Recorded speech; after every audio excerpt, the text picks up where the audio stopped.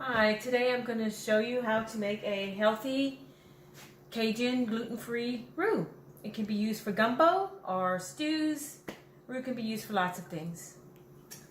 First thing we're going to do is I use, for like one recipe, you can double it, 1 cup of rice flour.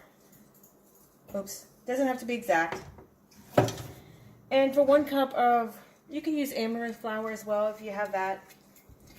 For 1 cup of rice flour, you're going to want to use 3/4 cups of oil. Some people use a whole cup of oil, but it really doesn't need a whole cup, and the more oil you use, the more fattening. I use extra virgin olive oil just because it's on the healthier side. You can use macadamia nut oil, really any of your favorite oils. I probably wouldn't use coconut oil. 3/4 cup, looks like I measured a little too much, of extra virgin olive oil. Then you just stir it, mix it really well.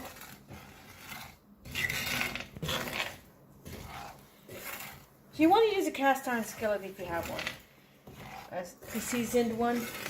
It really is phenomenal tool in the kitchen.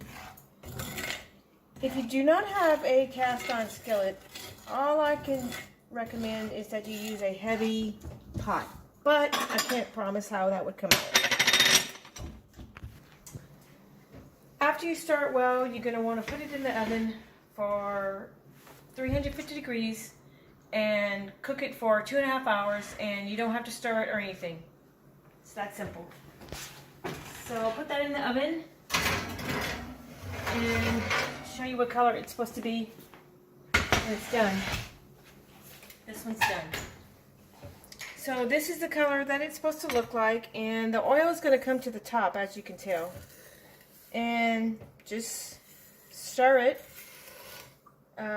before you use it. Stir it well. And if you don't use all of it, this is a double recipe.